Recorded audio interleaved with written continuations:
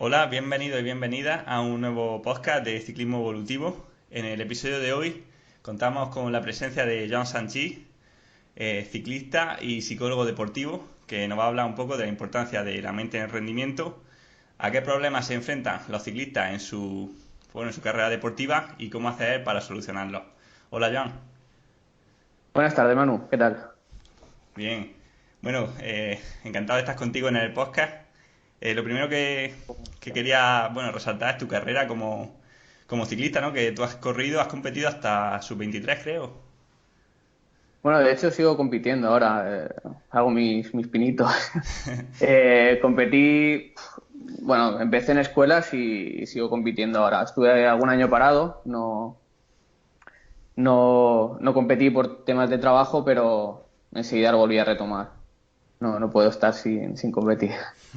Sí, imagino que también el hecho de haber competido personalmente te ayuda, ¿no? A comprender lo que le pasa al deportista por la cabeza. Sí, de hecho, bueno, yo creo que soy psicólogo deportivo porque intentaba un poco, ¿no? Intentar ayudarme a mí mismo, ¿no? Y ver los problemas que tenía. Siempre los achacaba un poco también al aspecto psicológico y eso me hizo también, pues, interesarme mucho por la psicología y por la psicología deportiva. Me siento muy identificado con tu historia porque al final, pues bueno, yo también o fui un poco friki del entrenamiento, o lo sigo siendo, en parte por el egoísmo de mejorar personalmente. Luego, lo Sí, bueno es que lo que aprendemos lo podemos aplicar también al resto de personas. Tú está, estudiaste... eso está claro. O sea, yo creo que cuando tú pruebas en lo que trabajas, digamos que eres tú el conejillo de Indias o eres tú el que está haciendo lo mismo que intentas enseñar, al final tienes mucha más ventaja sobre otra gente que es más teórico, ¿no? No es tan práctico. Claro, al final vas a buscar siempre el máximo beneficio, digamos que tienes o te estás jugando la piel o tienes algo en juego, ¿no? Durante el proceso de aprender y ya no te vale solo con que sea, con que los artículos científicos digan que algo es bueno, sino que tiene que ser bueno sí o sí, tienes que probarlo. Claro, claro. Y además lo puedes probar, o sea, que es lo bueno. Pues sí. ¿Y estudiaste psicología en Castellón? Sí, estudié psicología. Bueno, empecé estudiando Derecho, que también eso siempre lo recalco muchas veces en las sesiones y demás. Empecé estudiando Derecho en Alicante, estuve 2 años, en los cuales me obsesioné con la bici, solo hacía bici, y los estudios me fueron muy mal, y después pues cambié a Psicología a Castellón. Y bueno, desde aquel entonces que vivo aquí en Castellón y he hecho el máster también aquí. Y, bueno, llevo ya creo que 9 años aquí. Bueno, pues genial. Bueno, déjame empezar la entrevista con quizá la pregunta más difícil y quizá la que tiene la respuesta también más compleja, no sé si podremos conseguirla, pero bueno, ¿cómo influye la mente en el rendimiento? ¿O hasta qué punto crees que es importante la mente en el deporte de alto nivel, en especial en el deporte de resistencia? Esta pregunta, cuando estaba pensando cómo responderla, yo creo que la mente, digamos que al final es un limitador. Creo que el factor que tiene lo más importante es que te puede limitar, ¿no? Es decir, desde mi punto de vista, después de haber trabajado con muchos deportistas, creo que hacer mejorar el rendimiento por encima de tu 100% es imposible, pero yo siempre digo que lo que yo voy a conseguir con los deportistas cuando empiezo a trabajar con ellos, igual que cuando trabajamos juntos, es que se consigan, digamos, acercar a ese 100% que pueden dar. Es decir, si tú eres capaz, no sé, por ejemplo, hablando de vatios, ¿no? En unas carreras no te acercas a los vatios que puedes mover y demás, o a lo mejor estás rindiendo al 80% con el trabajo psicológico y el trabajo mental creo que se puede llegar a ese 100%. Conseguir más del 100% es complicado, se pueden hacer cosas, pero creo que el trabajo va enfocado a esa parte, ¿no? A intentar dar el máximo posible. Entonces, por eso creo que la parte psicológica es súper importante, es decir, es la que al final te acaba limitando el rendimiento físico. Sí, digamos Esta unidad también. que podríamos decir que siempre, o bueno, generalmente nos solemos rendir antes de dar nuestro 100%, ¿no? Sí, claro, o sea, partimos de la base de que la mayoría de deportistas, excepto los privilegiados, probablemente en vez de rendir al 100%, ya suponemos que rinden a un 90%, por condicionantes de la competición, condicionantes de la vida diaria, de la presión, etcétera. Y aparte, como muchas veces te he leído y bueno, he estado investigando y demás, casi siempre nos rendimos antes, como dices, de llegar a ese 100%, ¿no? De llegar al límite. O sea, cuando empiezan a doler las piernas, muchas veces ya paramos. Siempre se podía llegar un poquito más. Se podía hacer un poquito más. Vale, genial. Esto es lo que muchas veces comentas de la teoría del gobernador central, creo que se llama, Sí, la de Noakes. que siempre tenemos como ese poquito de más. Es súper interesante. Vale, pues genial. Ya yendo a la parte más práctica del día a día, ¿cuáles crees que son los principales problemas a los que se enfrentan los deportistas pues mientras compiten? Por ejemplo, ansiedad precompetitiva, estrés crónico. Si nos puedes hablar un poco de estos principales problemas. Bueno, haciendo un poco de resumen de todos los deportistas que he tenido, gimnastas, ciclistas, atletas y demás, eh, se puede englobar básicamente, yo creo que, bueno, hay muchos problemas, ¿no? Porque cada deportista es un poco especial, pero quizás la ansiedad antes de competir, que te hace competir peor, la falta de confianza, ostras, no tengo confianza en mí mismo, es uno de los motivos de consulta más habituales. El estrés, sobre todo en deportistas que pueden trabajar y al mismo tiempo compiten a un alto nivel, son básicamente los problemas. Y luego también hay gente que acude al psicólogo deportivo solamente por mejorar el rendimiento, es decir, más o menos está todo bien, pero quieren dar un poquito más. Hmm. Por ejemplo, algo que es típico en un deportista, ¿no? Los periodos estos donde falta confianza, las cosas no salen, los resultados vienen mal. ¿Cómo puedes actuar con ello? ¿Qué estrategia podríamos seguir o recomendarle a alguien que se ve en esta situación? Bueno, lo primero de todo es cuando alguien te llega por problemas de confianza, quizás hay que ver qué es lo que está pasando, ¿no? Es decir, por ejemplo, no es lo mismo un deportista que acude, por ejemplo, un ciclista que acude a ti que acude a trabajar con nosotros en noviembre, que a lo mejor te dice que no tiene confianza, que un deportista que puede venir, por ejemplo, a mitad de temporada porque no le están saliendo las cosas, ¿no? Digamos que la confianza viene dada, o sea, por ejemplo, el deportista que llegase en marzo sería un deportista, o a mitad de temporada, sería un deportista que a lo mejor llega por falta de confianza en el sentido de que no le están saliendo bien las cosas y obviamente no tienes confianza en ti mismo cuando te salen mal las cosas. Entonces, en ese caso habría que abordarlo de una forma diferente a si, por ejemplo, estamos hablando de noviembre o fuera de competición. Digamos que cuando la confianza no depende de los resultados, se puede trabajar de una forma diferente. Por ejemplo, alguien que llegase a la consulta y me dijese, es que no tengo mucha confianza en mí mismo, me cuesta confiar en los momentos difíciles y demás. Se puede trabajar de muchas formas. Yo siempre digo que la confianza en su casi totalidad proviene del trabajo que hagas. Es súper habitual, aunque parezca mentira, que haya deportistas que digan que no tienen confianza cuando realmente lo que les falta es entrenamiento. Es decir, te llegan deportistas que te dicen, no tengo nada de confianza y le preguntas cuánto ha entrenado la última semana y prácticamente a lo mejor no ha entrenado. Entonces, es muy difícil tener confianza cuando a lo mejor no entrenas. Entonces, la primera parte sería esa, ¿no? El trabajar qué estás haciendo para conseguir tus resultados. Porque claro, si siempre le pongo el ejemplo de la academia, digo, si a un chaval antes de un examen le preguntas cuánta confianza tiene en aprobar, seguramente la respuesta va a depender de cuánto haya estudiado. Y eso pues se puede enfocar también en los deportistas, ¿no? Y luego otra cosa que solemos hacer también es trabajar mucho con objetivos realistas. Eh, no podemos tener objetivos que no sean realistas porque en ese caso obviamente tu confianza a la mínima se va a ver resquebrajada en cierto modo, ¿no? Si pones objetivos que sean un reto, pero a tu alcance, ¿no? Claro, o sea, objetivos que te motiven a hacerlos. Digamos que tiene que haber un equilibrio, esto también está muy relacionado con el estrés, entre las habilidades que tienes y el reto que te propones, ¿no? Es decir, tiene que ser un reto que te cueste de conseguir, pero que en cierto modo, si te esfuerzas, sea asequible. O sea, por ejemplo, yo no me podía poner de objetivo ganar el Tour de Francia. Si me pongo de objetivo ganar el Tour de Francia, a las 2 semanas he abandonado y no tendría sentido, ¿no? En cambio, un objetivo que sea más realista me va a hacer trabajar para conseguirlo. Cuando trabajo para conseguirlo, obviamente, pues voy a tener más confianza en mí mismo, voy a estar más motivado y voy a tener más ganas por conseguirlo. Te da la sensación de que cada vez la gente se pone objetivos más difíciles, demasiado fuera de su alcance o lejos de lo que han conseguido hasta ahora. Bueno, yo creo, sinceramente, por todo el tiempo que llevo trabajando y demás, que no es que sean objetivos que no estén a su alcance, sino que son objetivos que a lo mejor sí que están a su alcance, pero no ponen todo el esfuerzo que hay que poner realmente, ¿no? Hmm. Es decir, por ejemplo, supongo que lo verás, ¿no? Algún corredor que lleve eso, ya sea máster, juvenil, sub-23, que se ponen objetivos, por ejemplo, un corredor máster que sea ganar una carrera cuando a lo mejor no ha ganado nunca, pero puede ser un objetivo realista, es decir, es un objetivo realista. Lo que pasa es que muchas veces luego no cumplen con lo que hay que hacer para conseguir ese objetivo. O a lo Hmm. mejor quieren conseguir el objetivo en muy poco tiempo. Sí, totalmente. También has comentado que algunos de los problemas que tienen los deportistas, no imagino que sobre todo los que están estudiando, los que trabajan, son problemas de estrés crónico. ¿Qué podemos Sí. hacer para intentar mitigar en parte este estrés crónico?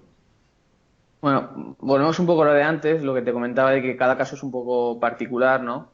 No es lo mismo el estrés, por ejemplo, que puede tener un corredor máster, que obviamente tiene que trabajar, como el estrés que a lo mejor puede tener alguien que estudia, eh, pero es su 23 y a lo mejor podemos ver alguna proyección en él, ¿no? Que puede ser profesional o podría conseguir alguna cosa. En el caso del primero, por ejemplo, en el caso del corredor máster, hay que establecer, lo primero hay que estar, digamos que cuando se trabaja con alguien con estrés, lo primero es hacer un horario, ¿no? Y ver un poco las prioridades que tienes. Porque claro, todo no puedes abarcarlo. Es decir, si eres un corredor máster que tienes hijos, tienes un trabajo en horario partido y demás, tienes dos opciones. Bueno, realmente la única opción que tienes si quieres competir en bici es aceptarlo, ¿no? O sea, aceptar que es el tiempo que tienes. Y entonces adaptar los entrenamientos. Digamos que tienes que aceptar las circunstancias que tienes. Porque realmente muchas veces el estrés también viene dado por eso, ¿no? Por la capacidad de aceptar las circunstancias en vez de luchar contra ellas. Es decir, por ejemplo, imagínate un deportista máster que trabaja muchas horas y aparte quiere entrenar. Si ese deportista está todos los días preguntándose por qué tiene que ir a trabajar, no le apetece ir a trabajar y demás, que le gustaría estar entrenando, obviamente va a tener mucho más estrés que alguien en las mismas condiciones, pero que acepta que tiene que trabajar 8 horas y que el poco tiempo que le quede para, para dedicar a la familia o para sus hobbies es el tiempo que tiene realmente para entrenar. Sí. Y después, por ejemplo, dime. No, bueno, que digamos que el estrés está dentro de nosotros también, ¿no? Que uno puede decir, bueno, es lo que hay, puedo entrenar 1 hora al día, es lo que hay, no soy perfecto, o vivir estresado continuamente porque no llega al entrenamiento que tiene que hacer o porque no llega al trabajo. Eso es a lo que me refiero. Es decir, en el caso de, por ejemplo, de gente que trabaja, la única opción, o sea, lo único realista para trabajar con ellos es aceptar las circunstancias. Luego, por ejemplo, en deportistas más jóvenes, que ya te digo, con proyección de conseguir cosas en el ciclismo y que a lo mejor quieren dedicarse, pues bueno, ahí se pueden hacer diferentes estrategias, ¿no? Imagínate a alguien que está estudiando a lo mejor una ingeniería, está estudiando algo complicado, pues a lo mejor hay que hacer estrategias de eh, a lo mejor reducir la carga, ¿no? de los estudios, por ejemplo.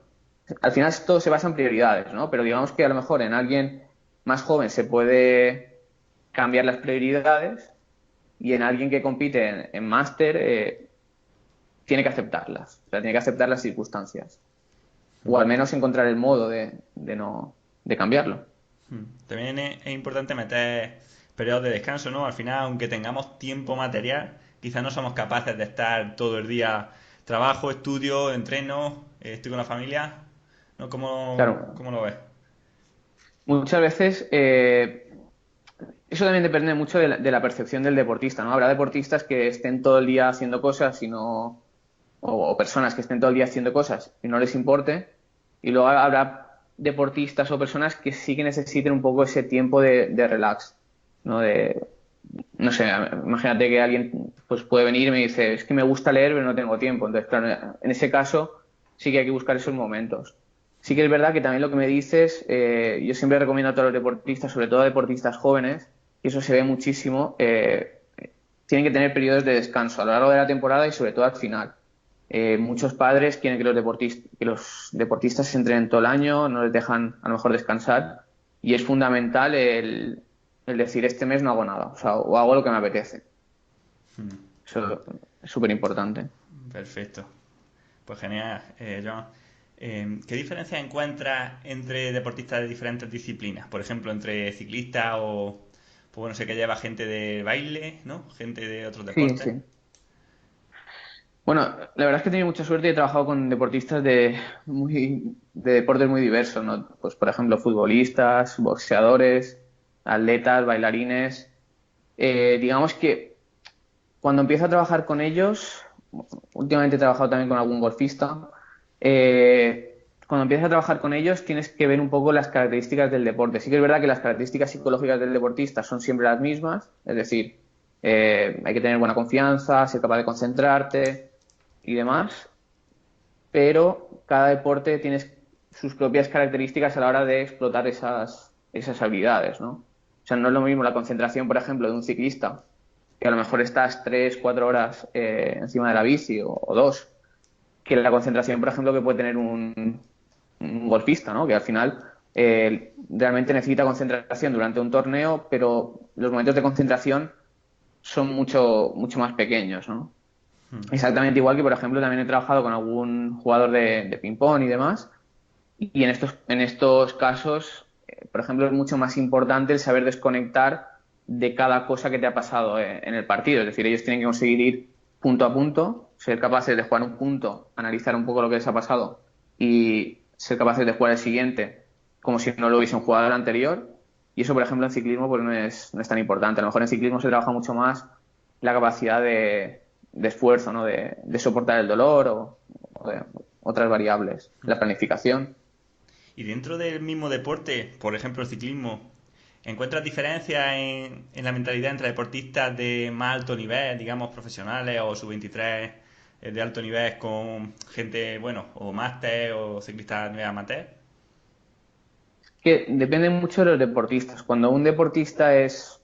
Esto, por ejemplo, yo estuve de psicólogo haciendo las prácticas en el equipo de fútbol en Villarreal y el psicólogo que había allí nos lo comentaba y se me ha quedado. Y es que los deportistas buenos normalmente las habilidades psicológicas las tienen, digamos que las tienen bien. O sea, son deportistas que ya físicamente son buenos, psicológicamente también son buenos, ¿no? A la hora de diferenciar entre un deportista que siempre ha sido bueno o que es bueno físicamente y de uno que le cuesta un poquito más, sí que hay diferencias. Pero, por ejemplo, si cogemos a ciclistas, normalmente los problemas casi siempre son iguales. O Eso sea, es los problemas que suele haber son bastante parecidos. que muchas veces vemos a los ciclistas del Tour, a nuestros ídolos, y pensamos que ellos no sienten lo que nosotros sentimos, estar devastados tras una derrota, el sentimiento incluso de soledad, de alegría, de tristeza, vamos, que son personas como nosotros mismos, ¿no? Yo realmente, bueno, cuando trabajé contigo ya lo vimos, ¿no? Y ahora que trabajo con otros ciclistas y demás, al final las circunstancias son las mismas. Es decir, la gente que está en el Tour, cuando las cosas le van mal, por ejemplo, o cuando tienen problemas, son exactamente los mismos que podemos tener nosotros. O sea, son los mismos problemas. La única diferencia es que muchas veces, cuando llegas a cierto nivel, es porque también tienes buenas capacidades psicológicas para hacer frente a esos problemas. Aunque bueno, normalmente también puede darse el caso de que necesiten ayuda, ¿no? De hecho, muchos deportistas de élite trabajan con psicólogos deportivos. Mm. Sí, bueno, yo personalmente he conocido compañeros con una mentalidad envidiable y la mayoría han llegado a profesionales y además están arriba. Pero también ha habido otros con mentalidades, digamos, más débiles o menos predispuestas hacia el alto rendimiento y también han llegado. Al final, no solamente depende, ¿no?, de tener una buena mentalidad, además todo se puede entrenar, como vi Claro, claro. cuando estuve contigo. Digamos Entonces, que, claro, la parte de la mentalidad, toda la parte de la psicología es muy entrenable, ¿no? También, como el aspecto físico. Seguro que conoces algún portento físico en ciclismo que a lo mejor no anda lo que debería de andar y eso se puede entrenar exactamente igual que alguien muy bueno físicamente que a lo mejor no tiene las cualidades o que en esa época no tiene esas cualidades psicológicas que le ayudarían a conseguir los resultados. totalmente.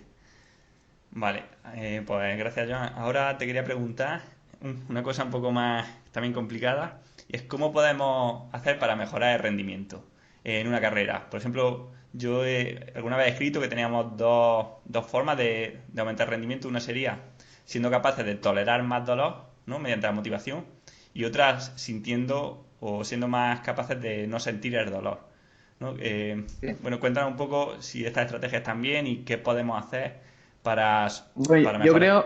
creo. después de investigar o sea, con los deportistas que he tratado y sobre todo conmigo también, lo que comentas de que por ejemplo, ¿cómo aumentarías el rendimiento en un ciclista, ¿no? Se puede hacer un trabajo complejo, ¿no? Se pueden hacer muchas cosas porque ya te digo que hay que analizar cada deportista y por qué no rinde. Pero en el caso, por ejemplo, de querer aumentar la tolerancia al dolor, esto que comentas de intentar la motivación, digamos que es súper importante. Es decir, cuanta más motivación tienes, o sea, cuanto más en teoría confías en ti mismo en que lo puedes lograr, cuando todas estas cosas están bien, seguramente seas capaz de tolerar mucho más dolor. Como muchas veces seguro que os ha pasado levantaros y decir, hoy lo voy a hacer bien, hoy me siento bien. Y o sea, sin ni siquiera salir, ¿no? A la carretera. Sí, días que vas Y ese con ganas. día, y sí, y ese día ser capaz de, ostras, a lo mejor otro día en esas circunstancias no hubieses podido rendir bien, pero ese día te has levantado así y eres capaz de rendir. O días, por ejemplo, que te levantas también con ganas y eres capaz de, pues a lo mejor obviar el aire que hace, ¿no? Otro día ese aire que te está dando en la cara a lo mejor sería un impedimento para que entrenases bien, pero ese día a lo mejor, pues como tienes ganas o te apetece, porque vas con un grupo o porque no sabemos por qué, digamos que lo toleras mejor.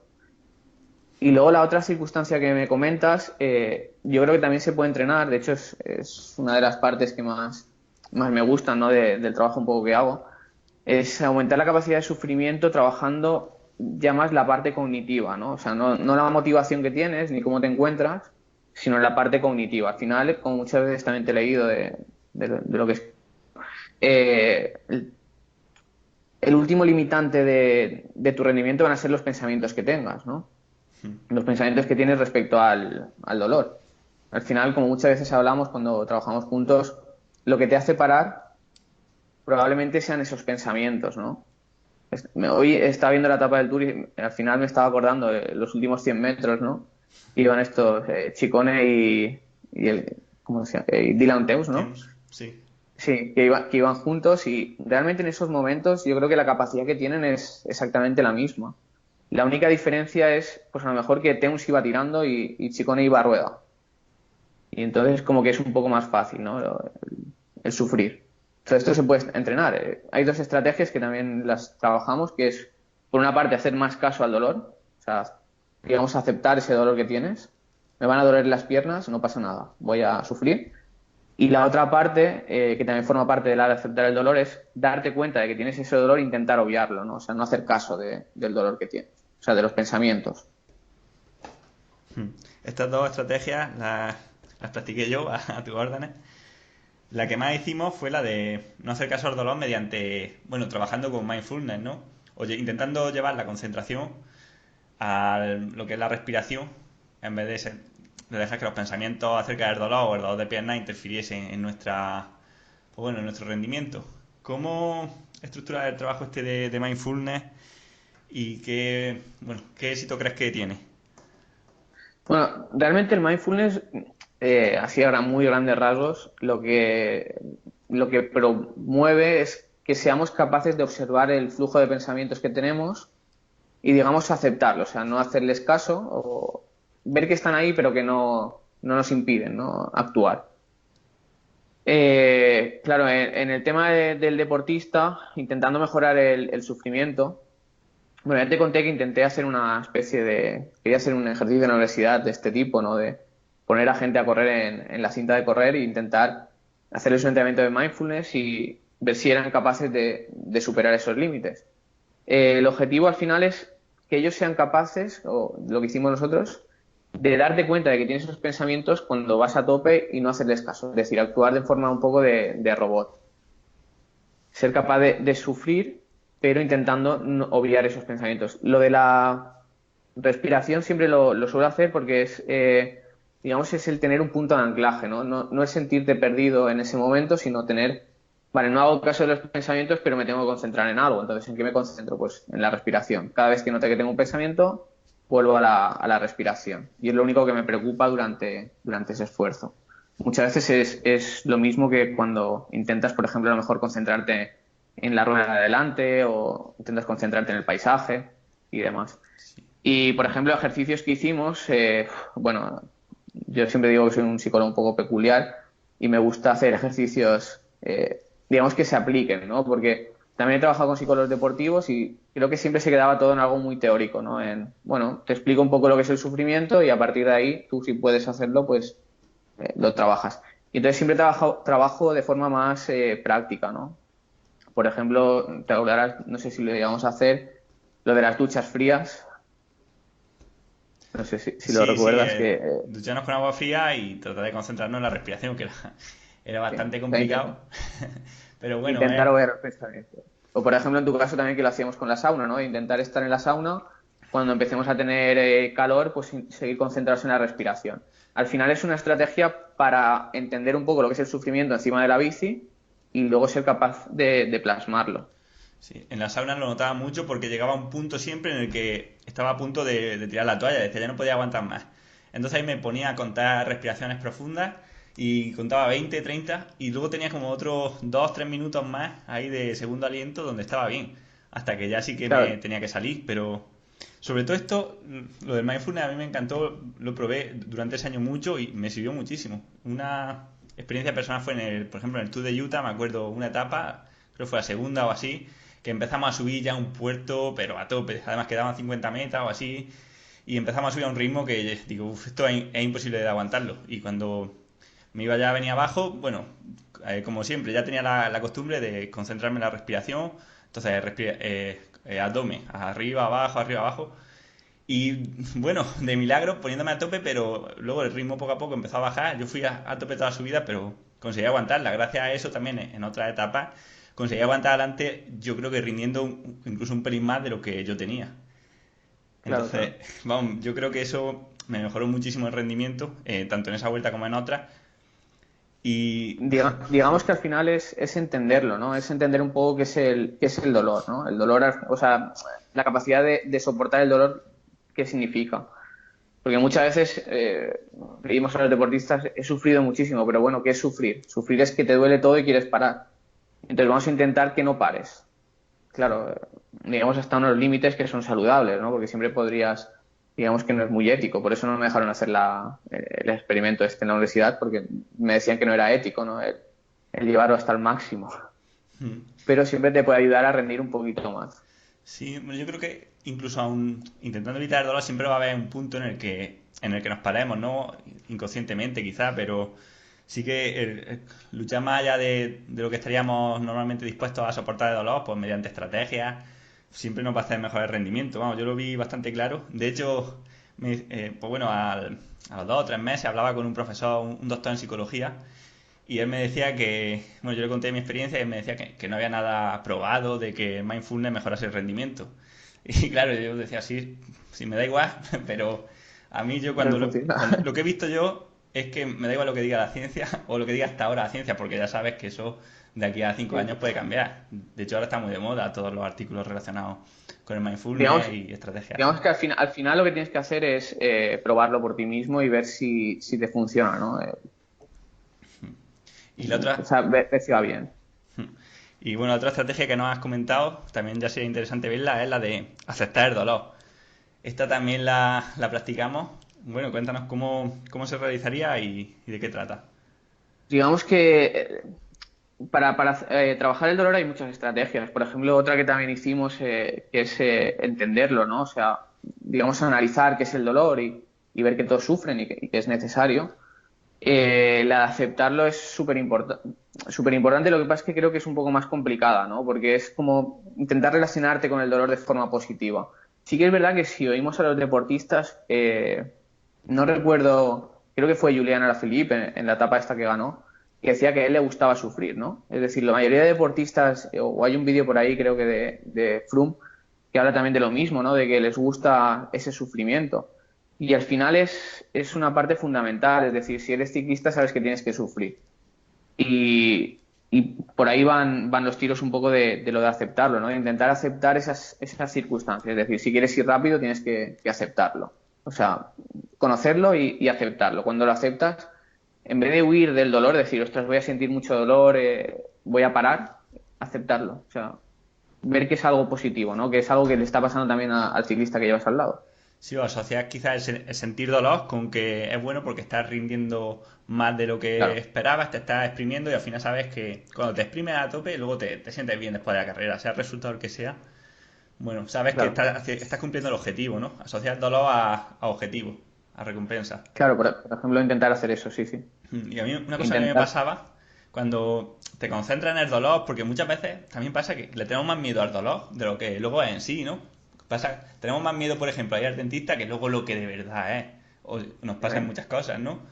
Y a mí también me pasaba eso, que hay días que es que no quieres sufrir, que estás perezoso, quizás estás cansado, pero es más miedo a apretar que luego lo que una vez estás sintiendo cuando lo haces. Y alguna vez eso he Sí, hecho, concentrarme en el dolor. O lo que tú me decías, piensa en el dolor, siente el dolor. Y luego no es tan malo como tú te crees. O sea, te duelen las penas, pero es soportable. Tampoco es tan malo realmente. o sea, por ejemplo, si pudiésemos hablar con los deportistas que llevas, seguro que te dirían que el día de hacer el test de 20 minutos es un día en el que antes de salir ya están pensando, ostras, voy a sufrir muchísimo y demás, ¿no? Si luego realmente le preguntases cuánto ha sufrido, siempre que lo hagan en unas condiciones normales, te dirían que mucho menos, ¿no? Que sufren, o sea, que sufrirían mucho menos. Sí. Sufres más antes Entonces, del test que durante el test. claro, claro. O sea, Sí. por eso muchas veces la estrategia era, sé que voy a sufrir.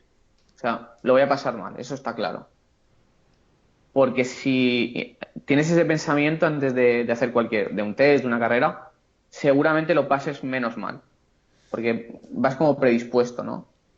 Sí, normalizar el dolor y decir, venga, es lo que toca. Y ya está, y Aceptar. tampoco es tan malo, ¿no? Claro, claro. Vale, perfecto. Otra de las cosas que hicimos nosotros en la meditación fue practicar meditación durante la salida en bici, ¿no? Como he dicho ahora, para que te salgan las carreras, primero tienes que Sí. hacerlo pues en parado y luego entrenando, ¿no? ¿Cuál sería la progresión lógica para hacerlo de forma, o sea, que salga bien? Porque no vas a empezar el primer día a hacerlo encima de la bici.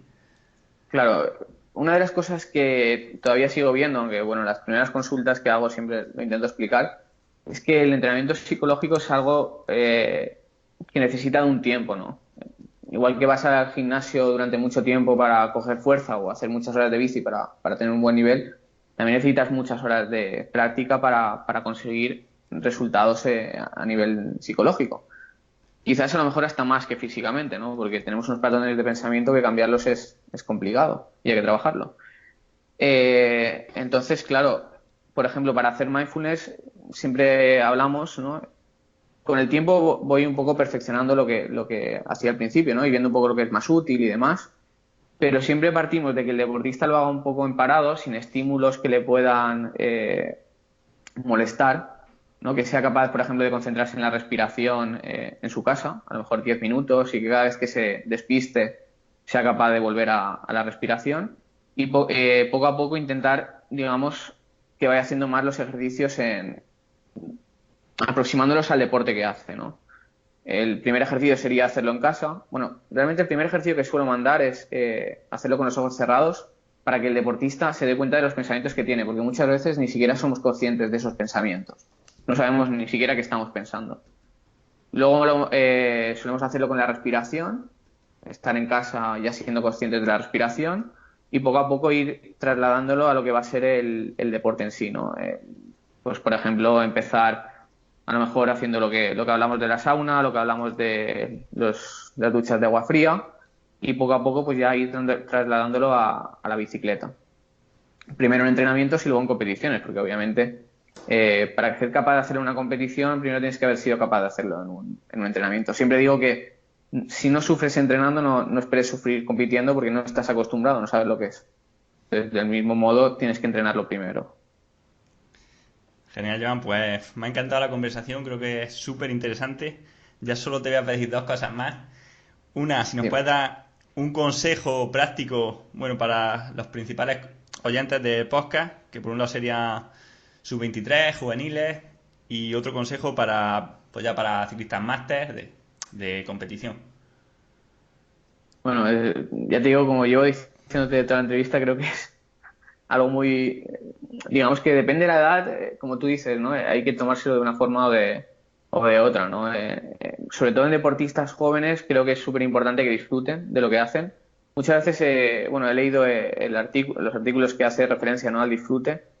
Y creo que, por ejemplo, para rendir en cualquiera de estos, sirve también para los máster, para sub-23, para juveniles y demás, tienes que disfrutar de lo que haces, eso es súper importante. Y luego, pues, tener unas metas, ¿no?, claras de lo que quieres conseguir. Mm. Y luego ir analizando, ¿no?, los puntos débiles, cada uno tiene sus puntos débiles, tiene sus puntos fuertes. Habrá deportistas que a lo mejor sean mejores planificando, estén más tranquilos, pero a lo mejor no tiene esa capacidad de sufrimiento, o al revés, ¿no? Entonces cada deportista tiene que trabajar un poco eso. Igual que, por ejemplo, los másters seguramente tengan que planificar un poco mejor el tiempo y saber ser capaces de aprovecharlo un poco mejor. Yo sí que tengo que decirte que después de todo el tiempo que he trabajado con los deportistas, creo que la clave al final, como escribiste en un artículo, es disfrutar. O sea, a partir de ahí todo viene, pero si no disfrutas, no vas a conseguir nada. Por mucho que hagas trabajo psicológico, entrenamiento físico, puedes entrenar muchísimo, que si no disfrutas de lo que estás haciendo, ya sea de la competición y del entrenamiento, no vas a conseguir resultados. Porque luego el disfrute te va a hacer que seas capaz de rendir más tranquilo, de que tengas unos objetivos más claros y realistas, de que sepas concentrarte mejor, etcétera. O sea, que todo parte de ahí, de disfrutar. Mm. Totalmente, al final, cuando hablamos de disfrutar no hablamos solamente, o puede que haya gente que piense que disfrutar es estar tomando helado o dando paseos, y ni mucho menos, ¿no? Disfrutar, o cuando yo hablo de disfrutar me refiero también a tener un objetivo claro, ¿no? Como dices, y disfrutar, pues, de cuidarte en la mesa, de no salir un día, Claro. o de sufrir, ¿no? Entonces, quizás... Creo que es súper importante eso, el disfrutar. Cuando hablamos de disfrutar es exactamente lo que acabas de comentar, ¿no? Disfrutar es, yo dejé la bici un año en el cual no podía entrenar mucho y demás, y volví, no por las competiciones, que al final, pues bueno, me gusta, ¿no?, por el ambiente, por el aspecto social, porque al final también te exiges, sino porque me apetecía volver a cuidarme, volver a sentirme ciclista, ¿no? Y eso al final es lo que tienes que conseguir, ¿no? El disfrutar del proceso. Todos los resultados, obviamente si los consigues también los disfrutas, pero creo que es súper importante disfrutar de lo que haces, del proceso, de cuidarte, de, ostras, me estoy levantando a las 7 de la mañana, pero es que después de entrenar me siento súper bien. Eso es fundamental. Sí, eso es que luego el resultado viene y en 2 semanas se va, pero tú disfrutas de perseguir un objetivo, una carrera, una vuelta, Claro, claro. y luego Sí, sí. disfrutas de perseguirla, luego llega y bueno, si sale bien se te olvida muy rápido, y si sale mal a lo mejor tarda un poco más en olvidarse, pero también se olvida muy rápido. Sí, o sea, el resultado al final es lo de menos. Mm. Yo creo que no hay Bueno, nada peor que no... digamos que trabajamos por el resultado, ¿no? Pero eh, tienes que concentrarte, siempre lo comento en todas las sesiones, hay que concentrarse en el proceso, hay que concentrarse en lo que tienes que hacer para conseguirlo. Y tiene que gustarte lo que estás haciendo, ¿no? Porque hay muchísimos deportistas, muchos más de los que parecen, que realmente no les gusta lo que están haciendo, ¿no? Entonces, por muy bueno que sea, si no te gusta o no disfrutas de lo que estás haciendo, no disfrutas del proceso de, ostras, si yo te pregunto si te gusta entrenar y me dices que no, llega un momento en el que antes o después lo vas a dejar, porque al final los resultados van y vienen, entonces tienes que disfrutar de lo que te gusta. Yo siempre lo digo, hay que tener, por ejemplo, en ciclismo, mentalidad cicloturista, aunque compitas, muchas veces, ¿no? ¿Qué hace el cicloturista? El cicloturista disfruta de todo, ¿no? De la bici, de la bici en sí, de los paseos, de... Esa es la mentalidad que hay que tener. Totalmente, yo siempre digo que el ciclismo es demasiado duro para practicarlo si no te gusta. Es que todo te viene de en contra, y si no te gusta de verdad salir con la bici, estás por las montañas y exprimirte, pues, lo vas a dejar en cuanto vengan los dos resultados torcidos. Así. Vale, pues muchas gracias, Joan. Por último, dinos dónde podemos contactar contigo, dónde podemos encontrarte. Bueno, ya sabéis, soy de Castellón, tengo la consulta aquí en Castellón y bueno, tengo una página de Facebook que es Psicología Deportiva Castellón y bueno, a través de ahí o donde está el correo electrónico y el teléfono, pues podéis contactar conmigo. Vale, pues un placer, Joan. Espero Muy que bien, no se quería decir haga... una última cosa, Manu. Sí, sí, dime. Ya, si me dejas, quería aprovechar para, pues bueno, creo que fuiste de los primeros deportistas que llevé después de trabajar en Villarreal y quería darte las gracias por todo el proceso que hicimos y por todo el trabajo que hicimos juntos, porque fue un aprendizaje para ti, pero ya te digo que para mí también, ¿eh? O sea, aprendimos juntos. Por lo mismo digo, yo aprendí muchísimo, me sirvió mucho también todo lo que hicimos. Y bueno, seguro que no es la última vez que trabajamos juntos. Muy bien. Así que nada, espero tenerte de nuevo en el podcast en próximos episodios. Y bueno, aquí Cuando quieras. dejamos el programa de hoy por aquí. Nos vemos en la próxima. Muchas gracias.